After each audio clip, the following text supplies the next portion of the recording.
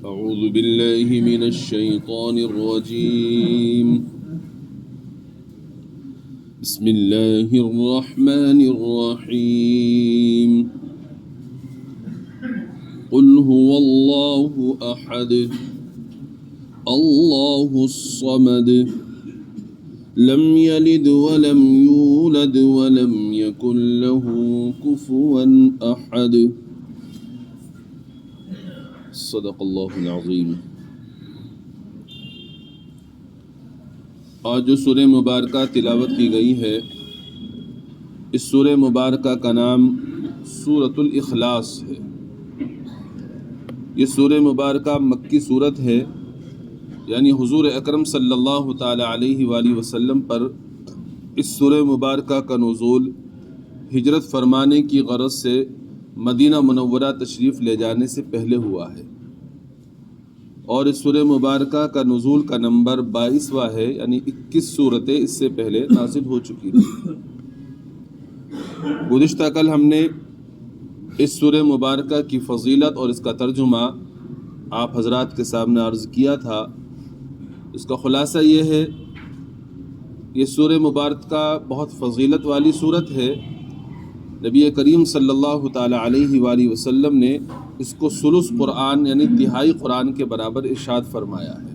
اس کا مطلب اور یہ ہے کہ اگر کسی شخص نے اس سورہ مبارکہ کی ایک مرتبہ تلاوت کی تو گویا کہ اس نے 10 پاروں کی تلاوت کر لی، اور اگر کسی نے 3 مرتبہ اس کی تلاوت کی تو گویا کہ اس نے پورے قرآن کریم کی تلاوت کر لی ہے۔ تو اتنی فضیلت والی یہ سورہ مبارکہ ہے۔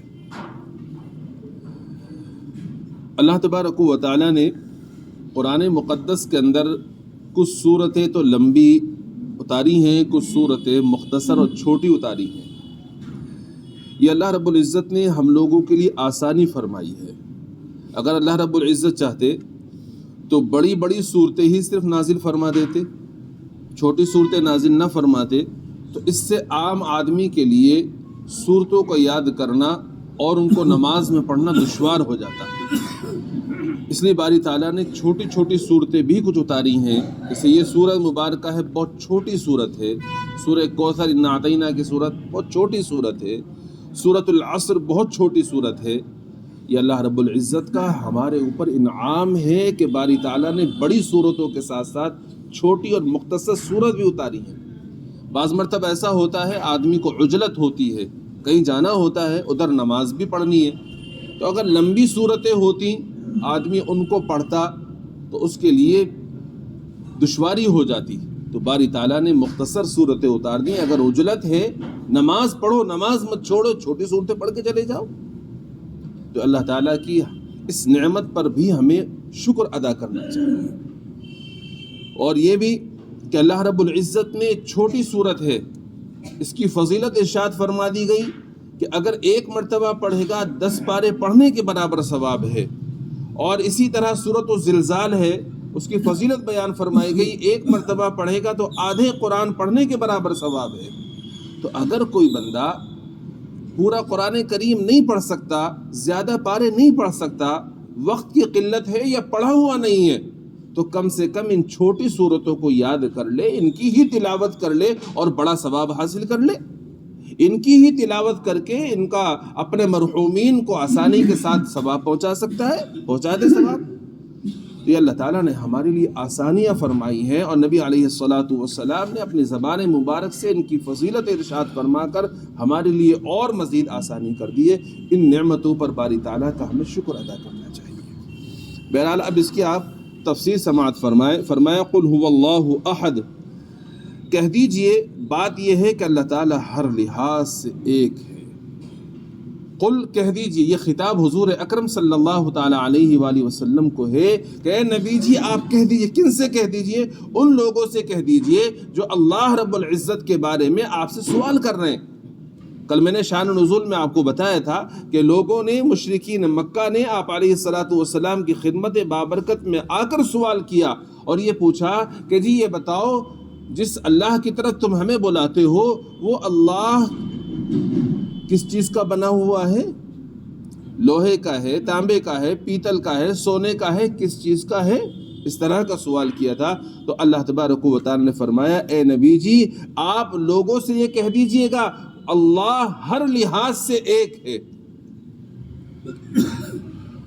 احدن کے معنی اردو کے اندر ایک کے کیے جاتے ہیں، واحد لفظ ہے، واحد کے معنی بھی ایک کے کیے جاتے ہیں، لیکن عربی میں ان دونوں میں بہت بڑا فرق ہے۔ واحد جو آتا ہے یہ آتا ہے مقابلے میں اثنین ثلاثۃ اربعۃ کے، یعنی اردو میں کہہ لیجئے گا یہ ایک مقابلے میں آتا ہے 2 3 4 5 کے، یعنی جب یہ کہا گیا کہ وہ ایک ہے یعنی 2 3 4 5 نہیں ہے، وہ اکیلا ہے، ایک ہے۔ اور واحد کا جو لفظ آتا ہے یہ احدن کا جو لفظ آتا ہے اس کے معنی ہوتے ہیں، شاید میں نے غلط بول دیا، واحد جو آتا ہے واحد یہ مقابلے میں آتا ہے اثنین ثلاثۃ اربعۃ کے، یعنی اس کا مطلب یہ ہوتا ہے اردو میں کہ اگر یہ کہا گیا کہ چیز ایک ہے تو اس کا مطلب یہ ہوا 2 3 4 5 نہیں ہے۔ تو اگر یہ کہا جائے کہ اللہ تعالیٰ واحد ہیں تو اس کا مطلب یہ ہوا اللہ تعالیٰ اکیلے ہیں، ایک ہیں، 2 3 4 5 نہیں ہیں۔ اور جو احدن کا لفظ آتا ہے، احدن کا لفظ اس کے معنی ہوتے ہیں کہ اس کا کوئی جز نہیں، اس کا کوئی حصہ نہیں ہے۔ جیسا کہ مثال کے طور پر یہ ٹپائی رکھی ہے ہمارے سامنے، یہ لکڑی کی بنی ہوئی ہے، تو یہ لکڑی کی جو بنی ہوئی ہے تو اس کے کئی جز ہیں، اس کے پیر الگ ہیں، اس کے اوپر کا حصہ الگ ہے، ادھر کا حصہ الگ ہے، نیچے کا حصہ الگ ہے، تو یہ کئی جزوں سے مل کر بنا ہے، تو اس کو ہم احدن نہیں کہہ سکتے۔ واحد ہم اس کو کہہ سکتے ہیں کہ اگر اس کے مقابلے کی کوئی اور ٹپائی یہاں نہیں ہے تو اس کو واحد تو کہہ سکتے ہیں، احد نہیں کہہ سکتے۔ تو اللہ تبارک و تعالی کی ذات احدن ہے کہ اس کا کوئی جزو نہیں، کوئی حصہ نہیں ہے، وہ اکیلا ہے، تنہا ہے۔ تو اب یہی اللہ تبارک و تعالی نے یہاں لفظ ارشاد فرمایا قل هو اللہ احد، اے نبی جی آپ کہہ دیجئے اللہ احد ہے، یعنی اکیلا ہے، اس کا کوئی جزو نہیں، کوئی حصہ نہیں ہے۔ اگر یہ کہا جائے کہ اللہ تبارک و تعالی سونے کا بنا ہوا ہے تو پھر اس کا مطلب تو یہ ہو جائے گا نا کہ اللہ تبارک و تعالی کا جزو ہے، سونا اللہ تعالیٰ کا جزو ہو جائے گا، اور جبکہ اللہ تبارک و تعالی جزو سے پاک ہے، اس کا کوئی حصہ نہیں، کوئی جزو نہیں ہے، وہ تنہا ہے۔ پھر ارشاد فرمایا اللہ الصمد، اللہ تعالیٰ ہی ایسا ہے کہ سب اس کے محتاج ہیں، وہ کسی کا محتاج نہیں۔ صمد کا اردو میں ترجمہ ہے، بے نیاز کا ترجمہ کیا جاتا ہے عموماً، لیکن بہت اچھا ترجمہ مفتی تقی عثمانی صاحب دامن برکاتہم العالیہ نے کیا ہے کہ اللہ ہی ایسا ہے کہ سب اس کے محتاج ہیں، وہ کسی کا محتاج نہیں ہے۔ سب اللہ تعالیٰ کے محتاج ہیں، اللہ تعالیٰ کسی کا محتاج نہیں ہے۔ تو یہ اللہ تبارک و تعالیٰ نے اپنی تعریف بیان فرمائی ہے، تو یہ اللہ تعالیٰ کی صفت ہے۔ اور پھر فرمایا لم یلد ولم یولد۔ اچھا یہاں یہ بھی بات سمجھتے چلیے گا، اللہ تبارک و تعالی کسی کے محتاج نہیں ہے، سب اللہ تعالیٰ کے محتاج ہیں۔ تو اس میں سب آ جاتے ہیں، اس میں کسی کو الگ نہیں کیا گیا، سب میں پیر، پیغمبر، ولی، غوث، قطب سب اس میں آ گئے ہیں، یعنی یہ سب اللہ تعالیٰ کے محتاج ہیں، اور اللہ تعالیٰ ان کا محتاج نہیں، کسی کا محتاج نہیں ہے۔ اب یہاں یہ بات سمجھ لیجئے گا، قرآن میں بھی اللہ تعالیٰ نے جگہ ارشاد فرمایا یا ایھا الناس انتم الفقراء الی اللہ، اے لوگو تم سب کے سب محتاج ہو اللہ تعالیٰ کے، اور اللہ تعالیٰ کیا ہیں؟ واللہ الغنی، اللہ تعالیٰ بے نیاز ہیں، اللہ تعالیٰ کسی کے محتاج نہیں ہے۔ جب یہ بات سمجھ میں آ گئی کہ سب اللہ تعالیٰ کے محتاج ہیں، اللہ کسی کا محتاج نہیں ہے، اب اسی سے مسئلہ سارا حل ہو جاتا ہے کہ اللہ تبارک و تعالیٰ ہی اس لائق ہے کہ اپنی تمام ضرورتوں میں ہم اللہ رب العزت کو پکاریں، کیونکہ ہم سب اللہ تعالیٰ کے محتاج ہیں۔ اپنی تمام تر ضرورتوں کا سوال، اپنی تمام تر حاجتوں کا سوال ہم اللہ رب العزت سے کریں، اور یہ کہیں کہ باری تعالیٰ آپ نے ہی فرمایا کہ آپ کسی کے محتاج نہیں ہیں، سب آپ کے محتاج ہیں، ہم آپ کے محتاج ہیں، ہمیں آپ کی ضرورت ہے، آپ ہماری یہ ضرورت پوری فرما دیجئے، آپ ہمارا یہ کام بنا دیجئے، بگڑی بنا دیجئے۔ تو ہمیں ہر ضرورت میں صرف اللہ رب العزت کو ہی پکارنا چاہیے. اگر کوئی شخص اللہ رب العزت کے علاوہ کسی اور کو پکارتا ہے تو یہ سمجھ لیجئے گا اللہ تبارک و تعالیٰ کی صفات میں وہ کسی کو شریک کر رہا ہے. اور اللہ تعالیٰ کی صفات میں کسی کو شریک کرنا یہ انسان کو شرک کے قریب لے جاتا ہے بلکہ مشرک بنا دیتا ہے. اس لیے ہمیں اس کا خیال رکھنا چاہیے. زیادہ تفصیل میں نہیں جاؤں گا، ناراض ہو جائیں گے بہت سارے لوگ. اشارے سے بات سمجھ لیجئے کافی ہے بس. لم یلد ولم یولد، پھر فرمایا نہ اس کی کوئی اولاد ہے اور نہ وہ کسی کی اولاد ہے. یہاں رد کیا باری تعالیٰ نے مشرکین مکہ پر بھی، یہودیوں پر بھی، نصارہ پر بھی. ان لوگوں نے آ کر کہا تھا اللہ رب العزت کے بارے میں کہ یہ بتائیے کہ اللہ کا سلسلہ نسب کیا ہے. میں شان و نزول میں عرض کر چکا ہوں اللہ تعالیٰ کا سلسلہ نسب کیا ہے، کیونکہ اگر ہم کسی کا تعارف کراتے ہیں تو یہ کہتے ہیں کہ یہ فلاں کی اولاد ہے، فلاں کی اولاد ہے. تو اللہ تعالیٰ کے بارے میں بتائیے اللہ تعالیٰ کی کس کی اولاد ہے. تو اللہ تبارک و تعالیٰ نے اس کی تردید فرمائی اور ارشاد فرمایا لم یلد ولم یولد، اس کی کوئی اولاد ہے نہ وہ کسی کی اولاد ہے. یہودی کہتے تھے عزیر علیہ السلام کے بارے میں کہ عزیر علیہ السلام اللہ تعالیٰ کے بیٹے ہیں. وقالت الیہود عزیر ابن اللہ. اور عیسائی کہتے تھے کہ عیسیٰ علیہ السلام اللہ تعالیٰ کے بیٹے ہیں. وقالت النصارى المسیح ابن اللہ. اور مشرکین مکہ کہتے وَيَجْعَلُونَ لِلَّهِ الْبَنَاتِ سُبْحَانَهُ. اللہ تعالیٰ فرماتے ہیں کہ یہ مشرکین مکہ اور بعض لوگ اللہ تبارک و تعالیٰ کے لیے بیٹیاں بناتے ہیں جبکہ اللہ تبارک و تعالیٰ کی ذات پاک ہے. تو اللہ تعالیٰ نے اس آیت میں ان سب کا رد فرما دیا، یعنی یہودیوں کا بھی، عیسائیوں کا بھی، مشرکین مکہ کا بھی. اور یہ سمجھ لیجئے گا ان تمام لوگوں کا اس میں رد ہے جو بھی اللہ تبارک و تعالیٰ کے لیے اولاد تجویز کرتے ہیں کہ اللہ تعالیٰ کی اولاد ہے. اللہ تعالیٰ نے صاف فرما دیا نہیں، اس کی کوئی اولاد نہیں ہے، اللہ کی کوئی اولاد نہیں ہے. حدیث قدسی ہے، بخاری شریف کی روایت ہے.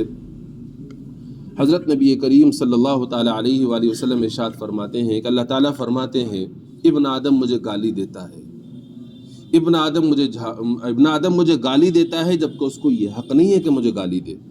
ابن آدم مجھے جھٹلاتا ہے، اس کو یہ حق نہیں ہے کہ مجھے جھٹلائے. کیسے گالی دیتا ہے؟ ابن آدم گالی اس طرح دیتا ہے، میرے لیے کہتا ہے کہ میرے اولاد ہے. تو اللہ تبارک و تعالیٰ کے اولاد تجویز کرنا، اولاد بنانا، یہ اللہ تعالیٰ کو گالی دینا ہے. کس طرح سے؟ اس کو سمجھیے گا. مثال کے طور پر میرے آپ کے اولاد ہے، میرا بچہ ہے، آپ کا بچہ ہے. کوئی یہ کہنے لگے کہ تیرا بیٹا نہیں ہے، فلاں کا بیٹا ہے، تو آپ کو گالی لگے گی نا، اس نے گالی دے رہا ہے مجھے، یہ میرے بیٹے کو گالی دے رہا ہے یہ. تو جس طرح سے ہمارے کوئی اولاد ہے، ہماری اپنی اولاد ہے، سلبی اولاد ہے، کوئی یہ کہے کہ تیری اولاد نہیں ہے، گالی دینا ہے. اسی طرح سے اللہ رب العزت کے بارے میں یہ کہنا کہ اللہ کی فلاں اولاد ہے تو یہ اللہ تبارک و تعالیٰ کو گالی دینا ہے. تو اللہ تعالیٰ فرماتے ہیں ابن آدم کو حق نہیں ہے کہ مجھے گالی دے. جھٹلاتا ہے، رزق کی نسبت اوروں کی طرف کرتا ہے، فلاں رزق دیتا ہے، جبکہ رزق دینے والی ذات اللہ تبارک و تعالیٰ کی ہے. اور یاد رکھیے گا باری تعالیٰ رزق دینے میں یہ نہیں دیکھتے کہ یہ میری اطاعت کرتا ہے، یہ میری نافرمانی کرتا ہے. دنیا میں باری تعالیٰ کا قانون یہ ہے کہ ہر ایک کو رزق عطا فرماتے ہیں، خواہ وہ اللہ تبارک و تعالیٰ کی اطاعت کرے، عبادت کرے، خواہ وہ اللہ تعالیٰ کی نافرمانی کرے، وہ سب کو رزق عطا فرماتے ہیں. یہ قانون باری تعالیٰ کا یہ ہے. بہت سے لوگ یہ کہتے ہیں کہ فلاں بندے کے پاس میں بہت زیادہ دولت ہے، فلاں بندے کے پاس میں دنیا کی بہت زیادہ نعمتیں ہیں. اس کا مطلب یہ ہے کہ اللہ تعالیٰ اس بندے سے پیار کرتے ہیں، اللہ تعالیٰ اس سے راضی ہیں. یاد رکھیے گا یہ سوچ بالکل غلط ہے. اس لیے کہ اگر رزق کی زیادتی، مال و دولت کی فراوانی یہ اللہ تبارک و تعالیٰ کے نزدیک اللہ کی رضا کا سبب ہے تو پھر دنیا کے اندر سب سے زیادہ دولت والا قارون گزرا ہے. اس کے بارے میں آتا ہے کہ اس کے خزانوں کی کنجیاں جو چابیاں ہوتی تھیں وہ ایک جماعت اٹھا کر لے کر چلتی تھی. آپ اندازہ لگائیے کتنی دولت ہوگی. اس کی تالوں کی چابیاں ایک بڑی جماعت اٹھا رہی ہے، لیکن اللہ تبارک و تعالیٰ اس سے راضی نہیں ہے. تو معلوم یہ ہوا کہ جس کے پاس میں مال و دولت کی فراوانی اور زیادتی ہے، کوئی یہ سمجھے کہ یہ اللہ کے نزدیک پسندیدہ ہے، اللہ اس سے راضی ہے، یہ بات ٹھیک نہیں ہے بالکل بھی۔ اور اگر یہ کہا جائے کہ فلاں بندے کے پاس میں رزق کی تنگی ہے، پریشانی ہے، اللہ تعالیٰ اس سے ناراض ہے، تو پھر اس کا مطلب تو یہ ہوا نقل کفر نباشد، یعنی کفر کو نقل کرنا کفر نہیں ہوتا۔ حضور اکرم صلی اللہ تعالیٰ علیہ وآلہ وسلم اللہ کو پسند نہیں ہے، پھر اس کا مطلب تو یہ ہو جائے گا نعوذ باللہ ثم نعوذ باللہ۔ کیوں؟ اس لیے کہ نبی علیہ الصلاۃ والسلام کے گھر کا حال کیا ہے؟ چھوٹا سا کمرہ ہے، گھر کے اندر چراغ نہیں جل رہے۔ امی عائشہ صدیقہ رضی اللہ عنہ فرماتی ہیں رات کو آپ تہجد ادا فرماتے تو میں آپ کے سامنے جنازے کی طرح لیٹی ہوئی ہوتی تھی، جب آپ سجدے میں جاتے میرا پیر دباتے، میرے اشارہ کرتے، تب میں اپنے پیروں کو موڑتی، تب آپ سجدہ ادا فرمایا کرتے تھے۔ آپ علیہ الصلاۃ والسلام کے گھر میں 2 مہینے تک چولہا نہیں جلتا تھا، گندم کی روٹیاں بہت کم کھائیں، جو کی روٹیاں آپ تناول فرماتے تھے، اور کتنے دن ایسے ہی گھر میں کھانا نہیں بن رہا ہے، کیا کاہے پر گزر ہو رہی ہے؟ امی عائشہ فرماتی ہیں انصار مدینہ کی کچھ عورتیں یا انصار مدینہ گھر میں کچھ دودھ دے جاتے تھے، اس پر ہم پی کر کے گزارا کر لیا کرتے تھے، کھجور ہے گھر میں، کھجور کھا کر گزارا کر لیا۔ کپڑوں کا عالم یہ ہے کہ آپ علیہ الصلاۃ والسلام اپنے دستے مبارک سے، نبی رحمت جن کا ہاتھ رحمت والا ہے، اپنے رحمت والے ہاتھ سے اپنے کپڑوں کے اندر خود پیوند لگایا کرتے تھے، اپنے جوتوں کو خود درست فرما لیا کرتے تھے۔ یہ کپڑوں کا حال ہے۔ تو اگر آپ یہ کہہ رہے ہو کہ یہ محتاجی، یعنی یہ کہہ لیجئے گا کہ مال و دولت کی تنگی، فراوانی نہ ہو، اور اس کی تنگی ہو، پریشانی ہو، فقر فاقے ہو، یہ اللہ کے نزدیک ناپسندیدگی کی، ناراضگی کی علامت ہے، تو پھر نعوذ باللہ ثم نعوذ باللہ یہ کہنا پڑے گا آپ کو اللہ کے نبی علیہ الصلاۃ والسلام کے یہاں تو یہ سب چیزیں ہیں، اس کا مطلب آپ اللہ کے نزدیک پسندیدہ بندے نہیں ہیں۔ اس لیے میں نے سمجھانے کے لیے یہ بات عرض کی ہے جو علماء کرام نے کتابوں کے اندر لکھی ہے کہ یہ کوئی معیار نہیں ہے کہ جس کے پاس مال و دولت کی فراوانی ہے اللہ تعالیٰ اس سے راضی اور خوش ہے اس لیے اللہ نے مال و دولت دے رکھی ہے، نہیں، یہ بالکل بھی نہیں ہے۔ یا کسی کے پاس اس کی تنگی ہے اللہ اس سے ناراض ہے، بالکل ایسا نہیں ہے۔ اللہ تعالیٰ اس دنیا کے اندر ہر ایک کو رزق عطا فرماتے ہیں، خواہ وہ اللہ تعالیٰ اس سے خوش ہوں یا اللہ تعالیٰ اس سے ناراض ہوں۔ بلال ضمن نے ایک بات آگئی فرمایا لم یلد ولم یولد، نہ اس کی کوئی اولاد ہے اور نہ وہ کسی کی اولاد ہے، یعنی اللہ تعالیٰ بھی کسی کی اولاد نہیں ہے۔ اگر اللہ تعالیٰ کے آپ یہ کہیں گے کہ اللہ تعالیٰ کی اولاد ہے، اس کا مطلب یہ ہوا کہ اللہ تعالیٰ کی اولاد ہے تو وہ بھی اللہ ہے، پھر 2 خدا ہو جائیں گے، اور 2 خدا ہے نہیں، خدا تو تنہا ہے، عبادت کے لائق صرف اللہ تعالیٰ کی ذات ہے، کوئی اس کا ساجی نہیں ہے۔ تو معلوم یہ ہوا کہ اللہ تعالیٰ کی اولاد نہیں ہے اور اللہ رب العزت بھی کسی کی اولاد نہیں ہے۔ وَلَمْ يَكُنْ لَهُ كُفُوًا أَحَدٌ، اور اس کے جوڑ کا کوئی بھی نہیں ہے، اس کے برابر کا کوئی نہیں ہے، اس کے ہم پلہ کوئی نہیں ہے، وہ تنہا ہے، ہر اعتبار سے اپنی ذات میں بھی تنہا ہے، اپنی صفات میں بھی تنہا ہے۔ علماء کرام نے لکھا ہے اس کے جوڑ کا کوئی نہیں ہے، یعنی کوئی نہیں ہے جو کسی معاملے میں اس کی برابری یا ہمسری کر سکے۔ فرماتے ہیں اس صورت کی ان 4 مختصر آیتوں میں اللہ تعالیٰ کی توحید کو انتہائی جامع انداز میں بیان فرمایا گیا۔ پہلی آیت میں ان کی تردید ہے جو ایک سے زیادہ خداؤں کے قائل ہیں، دوسری آیت میں ان کی تردید ہے جو اللہ تعالیٰ کو ماننے کے باوجود کسی اور کو اپنا مشکل کشا، کارساز یا حاجت روا قرار دیتے ہیں، تیسری آیت میں ان کی تردید ہے جو اللہ تعالیٰ کے لیے اولاد مانتے ہیں، اور چوتھی آیت میں ان لوگوں کا رد کیا گیا ہے جو اللہ تعالیٰ کی کسی بھی صفت میں کسی اور کی برابری کے قائل ہیں۔ مثلا بعض مجوسیوں کا کہنا یہ تھا کہ روشنی کا خالق کوئی اور ہے اور اندھیرے کا خالق کوئی اور ہے، یا بھلائی پیدا کرنے والا اور ہے اور برائی پیدا کرنے والا اور ہے۔ اس طرح اس مختصر سی صورت نے شرک کی تمام صورتوں کو باطل قرار دے کر خالص توحید کو ثابت فرمایا ہے۔ اس لیے اس صورت کو سورہ اخلاص کہا جاتا ہے۔ یہ ہے وہ سورہ مبارکہ جس کی تفسیر آپ حضرات کے سامنے کی گئی، جس میں ہر اعتبار سے شرک کی باری تعالیٰ نے تردید فرمائی ہے۔ تو ہمیں اس کا خیال رکھنا ہے کہ ہمیں ہر طرح کے شرک سے اپنے آپ کو بچانا ہے۔ اللہ تعالیٰ کی ذات میں تو ہم کسی کو شریک نہیں کرتے، لیکن صفات میں بہت سے مسلمان جہالت کی وجہ سے شریک کر لیتے ہیں۔ تو یاد رکھیے گا اللہ تعالیٰ کی صفات میں بھی کوئی شریک نہیں ہے، کوئی ساجی نہیں ہے۔ ہمیں اس بات کو اچھی طرح ذہن میں بٹھا لینا چاہیے۔ اور میں نے پچھلے دنوں بھی آپ حضرات کے سامنے کسی آیت کے ذیل میں یہ بات عرض کی تھی کہ اگر یہ لگتا ہے کہ یہ مولوی غلط کہہ رہا ہے یا فلاں مولوی غلط کہہ رہا ہے، اللہ تعالیٰ کے جو نیک بندے ہیں وہ ضرورتیں پوری کرتے ہیں، وہ ہمارے مشکل کشاں ہیں، ہمارے حاجت رواں ہیں، تو یاد رکھو قرآن کریم عربی زبان میں ہے۔ قرآن کریم کا عربی زبان کا ترجمہ اس کی ڈکشنری سے اگر آپ کرو گے تو آپ کو پتہ لگ جائے گا کہ صحیح ترجمہ اس کا کیا ہے۔ ہر مسلک والے نے قرآن کا ترجمہ کیا، ہر مکتبہ فکر والے نے قرآن کریم کا ترجمہ اردو میں کیا، تو انہوں نے بریکٹ میں اپنی طرف سے مطلب بیان کر دیا، یا بریکٹ نہیں بنایا، بغیر بریکٹ کے اس ترجمے کو معنی مطلب کے ساتھ میں لکھ دیا، جس سے عوام بیچاری یہ سمجھ بیٹھی کہ قرآن کے اندر ہی اللہ نے یہ فرمایا، لہذا ہم تو فلاں کو مشکل کشا مانیں گے، فلاں کو حاجت روا مانیں گے، جو فلاں مولوی کہہ رہا ہے وہ بزرگوں سے نفرت کرتا ہے اس لیے ہم اس کی بات نہیں مانتے۔ یہ بات جو میں آپ سے عرض کر رہا ہوں واللہ آپ اس پر عمل کر لیں، جس کو شک ہو ذرہ برابر بھی قرآن کریم کو ترجمہ ڈکشنری سے کر کر دیکھ لیجئے، صرف ترجمہ دیکھ لیجئے، آپ کو پتہ لگ جائے گا صحیح کیا ہے غلط کیا ہے۔ اللہ مجھے بھی اور آپ سب کو بھی عمل کی توفیق مرحمت فرمائے، اور جو جہالت کی باتیں ہمارے اندر آ گئی ہیں اللہ ہم سب کی اصلاح فرما دے۔ اللہ تعالیٰ اپنی ذات میں اپنے صفات میں شریک کرنے سے ہم سب کی حفاظت فرما لے۔